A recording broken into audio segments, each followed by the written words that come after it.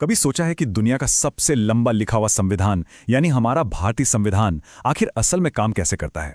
देखिए, इसका राज सिर्फ इसके सैकड़ों आर्टिकल्स में नहीं बल्कि उन 12 सूचियों में छिपा है जिन्हें हम कहते हैं शेड्यूल्स। और ये सिर्फ कोई एक्स्ट्रा पन्ने नहीं हैं, बल्कि यही वो असली मशीनरी हैं जो संविधान के बड़े बड़े सिद्धांतों को जमीन पर उतारती हैं। तो जरा सोचिए, जब संविधान बन रहा था तो बनाने वालों के सामने सबसे बड़ी चुनौती क्या थी? यही कि इतने विशाल और पेचीदा दस्तावेज को कैसे अरेंज किया जाए कि ये सिर्फ एक भारी भरकम किताब न बन जाए बल्कि देश चलाने के लिए एक प्रैक्टिकल गाइड बने। और इसका जवाब वो हमें मिलता है इन्हीं अनुसूचियों में। चलिए इस दिलचस्प पहेली को मिलकर सुलझाते हैं। ठीक है, तो सबसे पहले ये अनुसूचियां या शेड्यूल्स हैं क्या? आसान भाषा में इन्हें संविधान का अपेंडिक्स समझ लीजिए। मतलब जो मेन आर्टिकल्स हैं उनमें तो कानून का मूल ढांचा बता दिया, लेकिन उससे जुड़ी लंबी चौड़ी लिस्ट्स, नियम और बाकी बारीकियां वो सब इन अनुसूचियों में डाल दी गईं। इससे हुआ ये कि संविधान का जो मेन टेक्स्ट है वो बिल्कुल साफ सुथरा और समझने में आसान हो गया। अब आते हैं पहली बड़ी समस्या पर। भारत जैसा विशाल और विविधताओं से भरा देश, यहाँ सबसे बड़ा सवाल था कि केंद्र और राज्यों के बीच ताकत का बंटवारा कैसे हो। मतलब कौन किस मुद्दे पर कानून बनाएगा। ये एक ऐसा सवाल था जिसका सही जवाब मिलना देश की एकता और तरक्की के लिए बहुत बहुत जरूरी था। इस मुश्किल का एक बहुत ही शानदार हल निकाला गया 7वीं अनुसूची में। इसमें शक्तियों को 3 लिस्ट्स में बांट दिया गया। पहली है संघ सूची यानी यूनियन लिस्ट, जिसमें रक्षा और बैंकिंग जैसे राष्ट्रीय मुद्दे हैं। इन पर कानून बनाने का हक सिर्फ केंद्र सरकार का है। फिर आती है राज्य सूची या स्टेट लिस्ट, जिसमें पुलिस और खेती जैसे स्थानीय मुद्दे हैं जो राज्यों के हवाले हैं। और आखिर में है समवर्ती सूची कंकरेंट लिस्ट, जिसमें शिक्षा और जंगल जैसे विषय हैं जिन पर केंद्र और राज्य दोनों ही कानून बना सकते हैं। लेकिन एक मिनट, ये जो पावर बैलेंस है वो हमेशा से ऐसा नहीं था। जैसा कि आप देख सकते हैं, समय के साथ केंद्र ज्यादा शक्तिशाली हुआ है। खास तौर पे 1976 में 42nd संशोधन ने शिक्षा और वन जैसे 5 जरूरी विषय राज्य सूची से निकालकर समवर्ती सूची में डाल दिए। इसका सीधा सा मतलब ये हुआ कि अब इन अहम मुद्दों पर केंद्र सरकार का भी दखल हो सकता है, जिसका असर राज्यों की आज़ादी पर भी पड़ा। और यहाँ एक और दिलचस्प बात है। मान लीजिए समवर्ती सूची के किसी विषय पर केंद्र और राज्य दोनों के कानूनों में टकराव हो जाए तो क्या होगा? आर्टिकल 246 साफ कहता है कि ऐसी स्थिति में केंद्र का कानून ही माना जाएगा। इससे हमारे संविधान का वो झुकाव साफ दिखता है जो एक मजबूत केंद्र सरकार को प्राथमिकता देता है।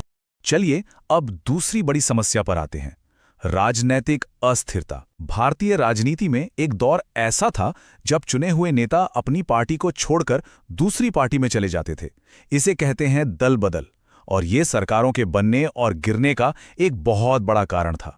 इस पूरी समस्या को 1960 के दशक का एक मुहावरा पूरी तरह से समझा देता है, आया राम गया राम। ये कहानी है हरियाणा के एक विधायक गया लाल की, जिन्होंने सिर्फ एक दिन में 3 बार पार्टियां बदली थीं। सोचिए, ये घटना उस दौर की राजनीतिक अस्थिरता का एक सिंबल ही बन गई। तो इस आया राम गया राम वाली राजनीति को रोकने के लिए 1985 में संविधान में 10वीं अनुसूची जोड़ी गई। इसे हम एंटी डिफेक्शन लॉ या दल बदल विरोधी कानून के नाम से जानते हैं। लेकिन कहानी यहीं खत्म नहीं हुई। ये काफी नहीं था, इसलिए 2003 में कानून को और भी ज्यादा सख्त बनाया गया ताकि कोई भी विधायक या सांसद इतनी आसानी से अपनी पार्टी को धोखा ना दे सके। तो सवाल है कि ये कानून काम कैसे करता है? ये व्यक्तिगत फायदे के लिए पार्टी बदलने और एक सामूहिक राजनीतिक फैसले के बीच साफ फर्क करता है। मतलब अगर कोई एक या कुछ विधायक पार्टी छोड़ते हैं तो उनकी सदस्यता ही चली जाएगी। लेकिन अगर किसी पार्टी के कम से कम 2/3 विधायक मिलकर किसी दूसरी पार्टी में शामिल होते हैं तो इसे दल बदल नहीं बल्कि विलय या मर्जर माना जाता है, जो पूरी तरह से कानूनी है। अब आते हैं एक तीसरी और बेहद संवेदनशील चुनौती पर। भारत अपनी सांस्कृतिक विविधता के लिए जाना जाता है, खासकर अपने जनजातीय इलाकों में। तो सवाल ये था कि इन इलाकों की अनूठी परंपराओं, भाषाओं और जीवन शैली की रक्षा कैसे की जाए। इसके लिए एक खास तरह के प्रशासनिक ढांचे की जरूरत थी। इसका समाधान हमें मिलता है 5वीं और 6ठी अनुसूची में। 5वीं अनुसूची तो देश के कई राज्यों के अनुसूचित क्षेत्रों के लिए एक फ्रेमवर्क देती है, लेकिन 6ठी अनुसूची 4 उत्तर पूर्वी राज्यों के जनजातीय क्षेत्रों के लिए एक कदम और आगे जाती है।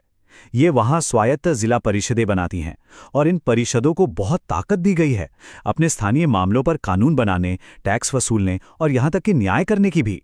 इसीलिए इसे कभी-कभी मिनी संविधान तक कह दिया जाता है।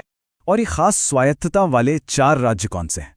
ये हैं असम, मेघालय, त्रिपुरा और मिजोरम। इन राज्यों में ये परिषदें जनजातीय संस्कृति और उनके अधिकारों की रक्षा में एक बहुत ही अहम भूमिका निभाती हैं। तो कुल मिलाकर हम क्या समझे?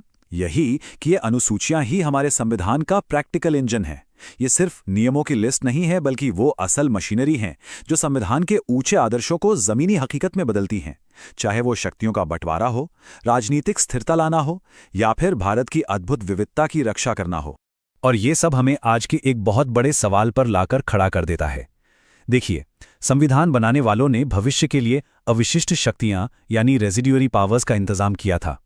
इसका मतलब था कि जो विषय किसी भी सूची में नहीं है, उन पर कानून बनाने का हक केंद्र का होगा।